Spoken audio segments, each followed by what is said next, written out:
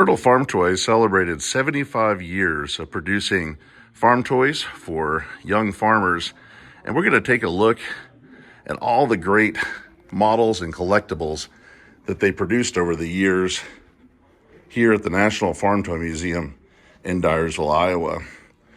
Again, we can see what 75 years of toys have looked like in this great 75 graphic. To start out, it all started in 1945 with Fred ERTL Sr. and Gertrude ERTL. The origin of the company started when Fred ERTL Sr. began manufacturing toys, die-cast toys, in his basement by melting down metal and then fabricating it. One of the early pieces was this John Deere. And we can see how they developed over time. Here's an early casting of an Allis-Chalmers. ERTL Farmel H. By the 1960s, they were producing a full line of international Farmel toys. We can see the family history of the ERTL family. Fred Jr. and Joe ERTL were involved. Here we can see the history of the ERTL brand. In 1967, Victor acquired ERTL. 10 years later, the Kitty Incorporated purchased the company. Hanson Industries, which also had a variety of products, owned ERTL. 1999, Racing Champions acquired it. 2011, Tomy acquired the brand from RC2, and in 2020, they marked 75 years.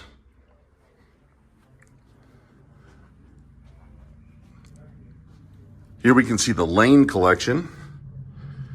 Mr. Lane collected a variety of gold pieces that were produced by ERTL.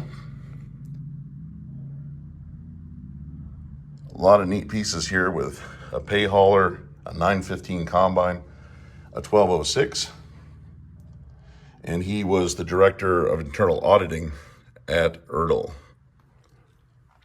So we continue to walk around.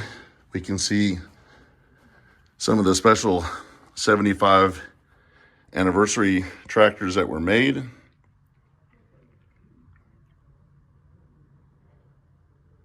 Farmel M restoration. There's a John Deere Model A, some 64th sets, and an original Allis-Chalmers WC with a man. Here we can see a progression of history of the die-cast models. They also made plastic kits like the Spirit of 76 Massey, this John Deere moldboard plow, and a 4430. This is a cover of one of their catalogs. And then we can look at some of the evolution of the toys from the 60s up to the 2000s. So True Scale became part of ERTL. Oliver 1800, the Massey 1150 with a V8 engine, John Deere Lawn and Garden like the patio sets, Minneapolis Moline, International 1256, the 5020, and some John Deere crawlers. In the 70s, Oliver 1855, a Black Knight Case Hager King 1070, the 1973 Soundguard 4430, the John Deere 40 spreader. This historical set was the first 1/64th pieces from ERTL. More lawn and garden with attachments, John Deere, Snapper, Cub Cadet, Allis-Chalmers, Custom Coast, Big 1155 Massey, John Deere skid steer, the John Deere kick baler, Parker gravity wagon, and some big 112 scale Fords. 1980s, the product line started offering vintage tractors like this general purpose Deere, co-ops, modern dime at the time, a 670 Massey. Axle flow combines, the Case 2594 and 16th. 132nd pieces like this Deutz Alice 4W305 and a Panther 3 Steiger. Heston, Alice Chalmers, Case IH, a 40th anniversary man with an A. The John Deere Hydropus spreader, Alice Chalmers 8000, 88 Series International. The D21 was a big deal back in the 80s as a classic Alice coming back. Prior to the 1980s, ERTL was always just making the modern pieces. The 1990s, things continued to expand. Unique pieces like this Titan STR 360, an MTA Farmel, Heritage Edition Oliver 1655. Collectibles became bigger and bigger. The precisions like the Alice Chalmers. Big four-wheel drives like the 8760 John Deere. Case Construction, New Holland. In 2000, even more detail started coming, like this 620 LP. Crawler tractors like this Oliver, the New Holland TM 150. More precisions like the Ford 5000. Here's a Toy Tractor Time Stars and Stripes set from 2008 for our 25th anniversary.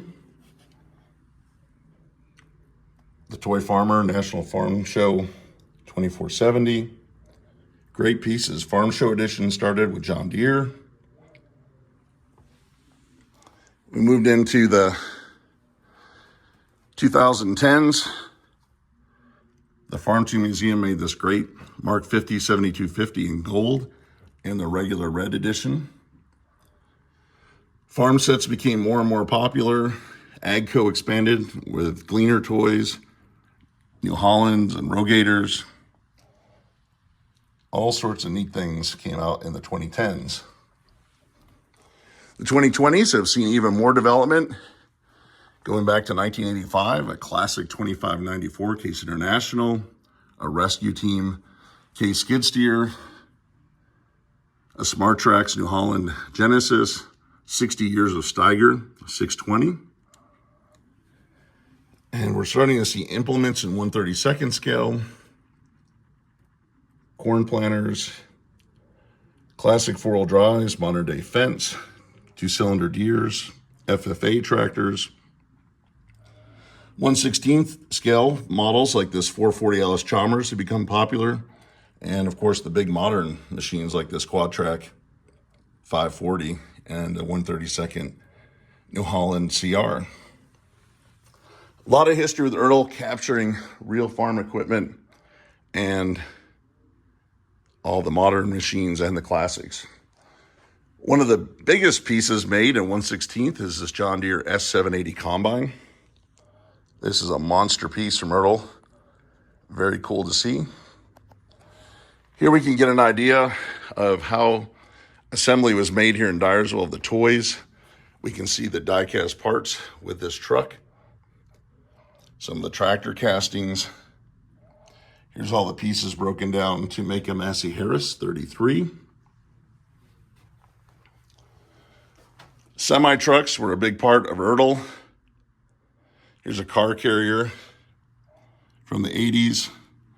Alice Chalmers hauling set. The John Deere hauling set. Case IH parts. And just a variety of neat trucks. As a kid, I liked playing with this log truck. Got it from my local John Deere dealer. Challenger and Caterpillar pieces. Here we can see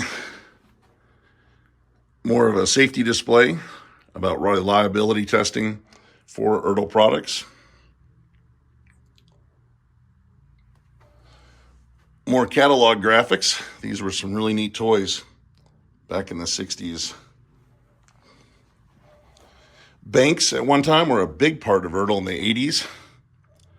They made a variety of collectibles for the farm equipment brands for ERTL, Ford, John Deere, Plains,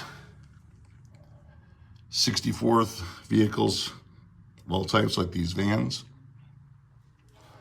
Pedal tractors are also a big part of ERTL's history. We've got a New Holland TM 150, a Case International 7130 Magnum, the John Deere 140 lawn and garden tractor, a Deutz Alice 8070, and an Oliver 1800, representing different decades of pedal production.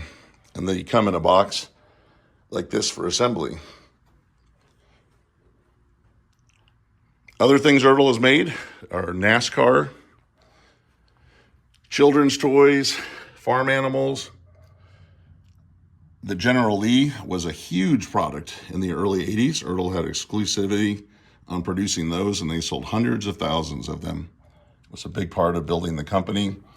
HO scale tractors for trains.